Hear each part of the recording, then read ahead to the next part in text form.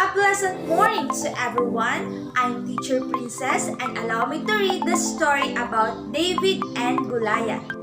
A Bible story entitled David and Goliath. Good day, kids!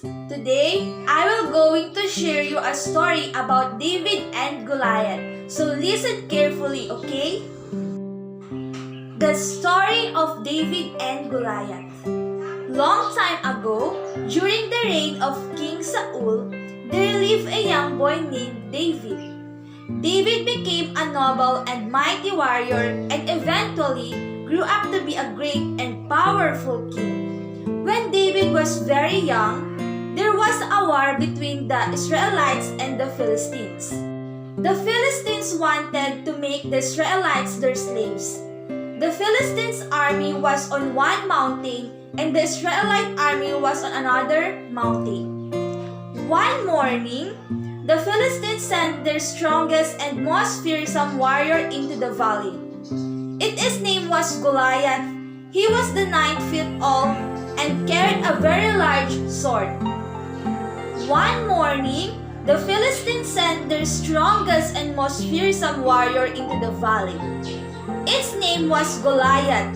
He was 9 feet tall and carried a very large sword. Goliath shouted loudly, "I am Goliath! I am the strongest of all the Philistine warriors. Who will fight me? Send your bravest man. If any man can kill me, then all the Philistines will be your slaves. But if I win, you will be our slaves." Saul called out, "Who will go to fight Goliath? Who will save Israel?" None of the Israelite soldiers wanted to fight Goliath. They were too afraid of him. No one thought that they could beat such a powerful warrior. Goliath waited for many days. Every day, he cursed and laughed at the Israelites. Goliath spoke with an evil laugh. "Ha ha ha! Is no one brave enough to fight me? Are all the Israelites cowards? Ha ha ha!" Saul was very disappointed with his army. He desperately searched for someone who could beat Goliath. For 39 days, none of Saul's men would agree to fight Goliath.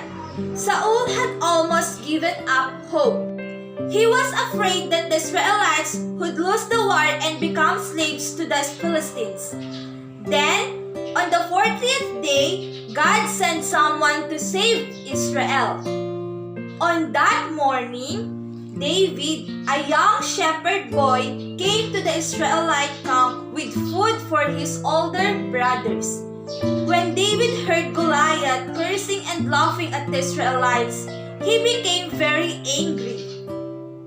David pushed his way to the front of the soldiers and declared with confidence, "I will fight him. He cannot harm me because I am an Israelite and God will protect me." "Go home, shepherd boy. You cannot fight Goliath. You are just a child," said one soldier. "You are foolish, child, if you think you can fight that beast," said another. But Saul did not think that David was a fool. He knew that David was braver than any other man. He also knew that God would protect him.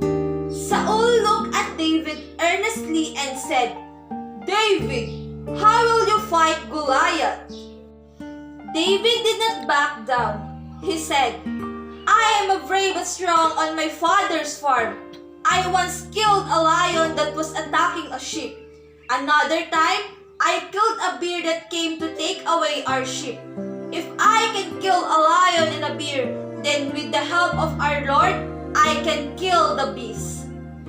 Saul looked at the rest of the soldiers and said, "If no one else will go and fight Goliath, then I will send David. David, may God be with you." Saul gave David armor and a sword, but the armor was too heavy and David did not know how to use the sword.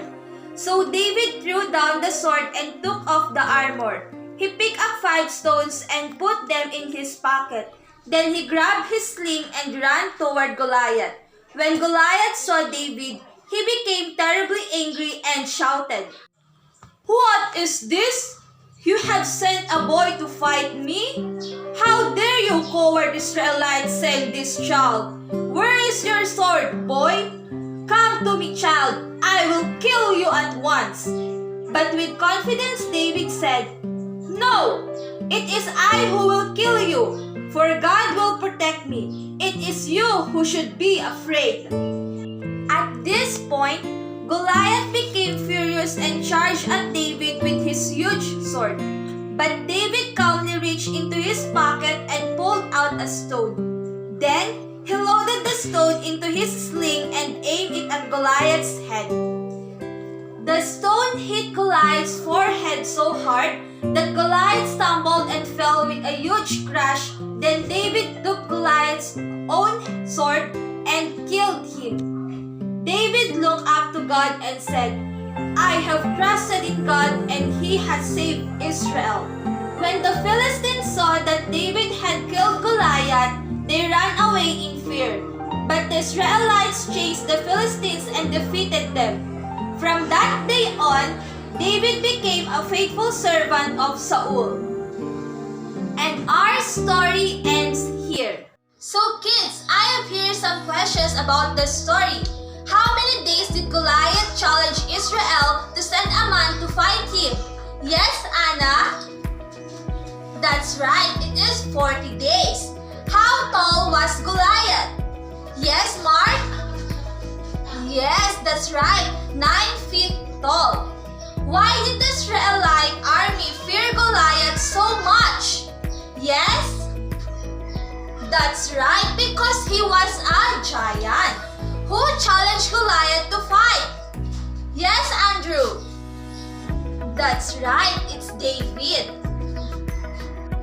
How did David defeat Goliath? Yes, Anna. That's right, he defeated with the stone from his sling.